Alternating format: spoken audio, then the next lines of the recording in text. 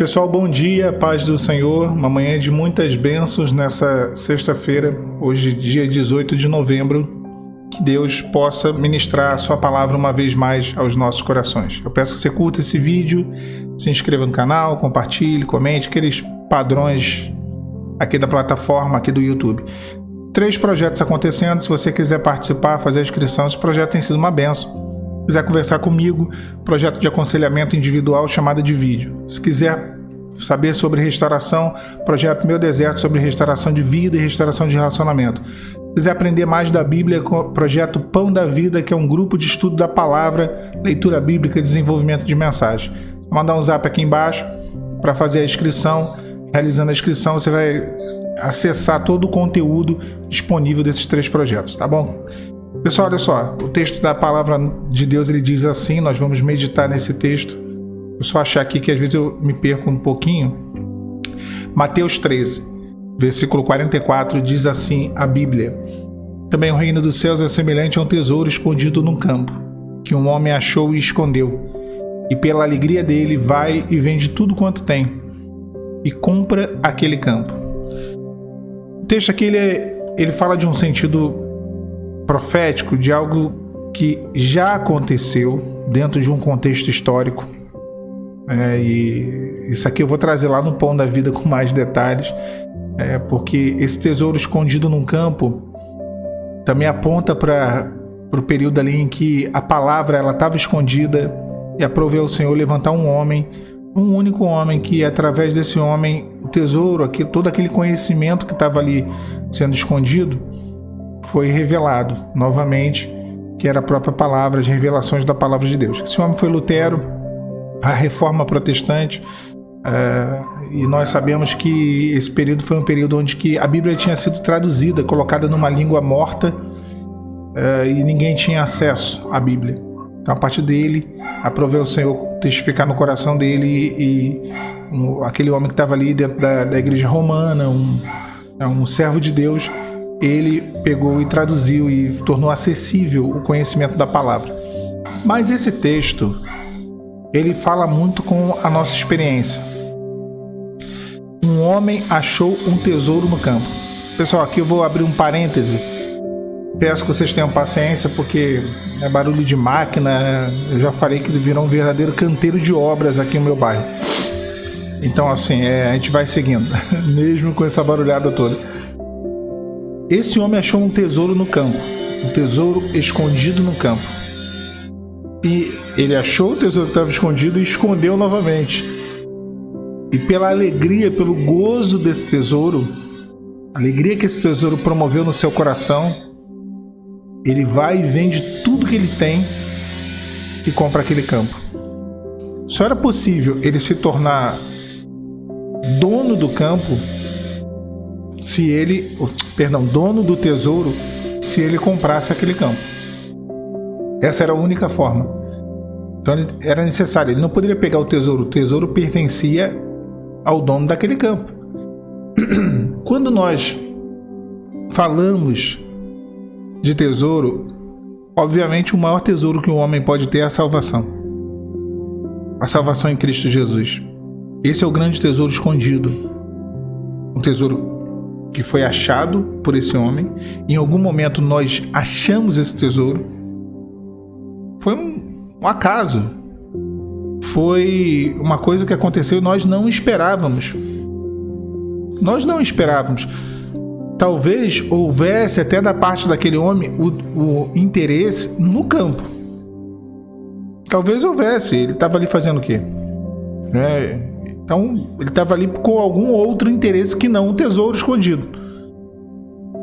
Mas acabou achando aquele tesouro. Quando nós nos achegamos na presença do Senhor, nós entramos na presença de Deus, nós também tínhamos outros interesses que não o tesouro escondido. Nós também tínhamos o campo dos nossos interesses, as nossas vontades, as nossas buscas, as nossas motivações para entrar na presença de Deus. Não é assim? Sempre é assim. Sempre. Eu sempre digo que ninguém vai para a igreja para poder ser salvo. eu quero ir para o céu, morar na Nova Jerusalém. Nada. A gente vai por uma necessidade. E acabamos encontrando um tesouro escondido.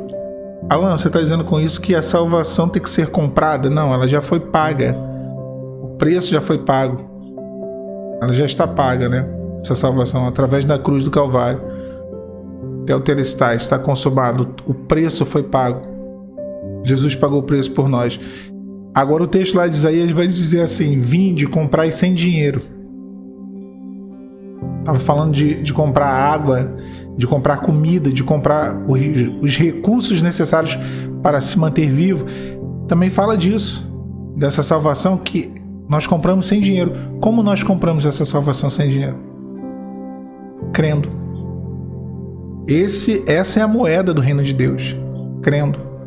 Aquele que crer será salvo. O que não crer já está condenado. Então a fé é o que nos faz acessar a salvação. Agora, nenhum de nós queríamos isso. Foi um tesouro escondido que nós encontramos. Não tínhamos mapa do tesouro, não éramos piratas, mas em algum momento nós descobrimos algo que ia além das nossas expectativas. E o que aquele homem ele faz? Ele compra aquele campo, ele passa a ter direito sobre aquele tesouro, né? Porque antes, sem comprar o campo, ele não teria direito. Nós somos filhos de adoção, adotados, né? Segundo a fé. Somos filhos pela adoção, filhos de Abraão pela adoção, filhos do Senhor pela adoção. Como Abraão creu, nós cremos e por isso fomos aceitos. Passamos a ter direito, passamos a ter parte nesse tesouro. Não tínhamos, antes não tínhamos. Olha como que a fé é algo que move a nossa vida e nos leva, né, a uma situação de legitimidade até diante de Deus. Nos tornamos aceitáveis. Em outro tempo nós não éramos. Pela alegria, ele vendeu tudo que ele tinha. Pela alegria de ter encontrado aquele tesouro. E comprou aquele terreno. A Bíblia fala que o justo viverá pela fé. O homem, ele, pelo gozo daquele tesouro, ele vai e vende tudo que tem e compra aquele campo. Quando nós descobrimos os tesouros da presença de Deus, quando nós descobrimos o valor da salvação, quando nós descobrimos a palavra, quando nós descobrimos o que é sentir o agir e o mover do Espírito Santo em nós, nós trocamos todos os outros valores, todos os outros tesouros, tudo, pela alegria que isso nos traz.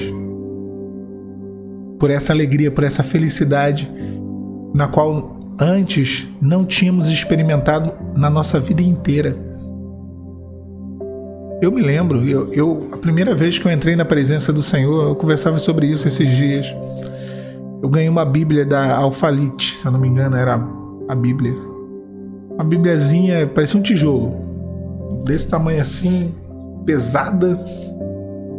Eu ganhei essa Bíblia e tinha um perfume da minha mãe, verde. Era um perfume cítrico. Eu lembro que era um perfume cítrico, não era um perfume doce nem nada, não era um perfume muito forte assim, mas era bem gostosinho o cheiro. Ele era verde.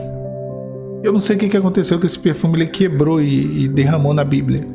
Então, quando eu aceitei ao Senhor, tinha uns 13, 14 anos, eu fui para a igreja com essa Bíblia. E essa Bíblia estava toda verde, as páginas dela, né, as folhas dela estavam verdes. E eu era marcado fiquei conhecido ali como menino da Bíblia verde, as páginas todas verdes.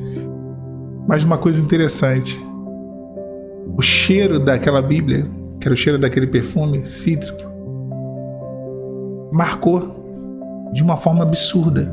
Até hoje eu lembro do cheiro, eu sinto aquele cheiro, eu lembro de todas as experiências da minha conversão, do meu primeiro amor, né? Não o primeiro amor, porque o primeiro amor a gente tem que manter ele vivo, a chama do primeiro amor tem que estar acesa, mas aquele primeiro momento, aquela primeira experiência de conversão, de encontro, de aceitação, quando eu encontrei esse tesouro no campo, estava no campo.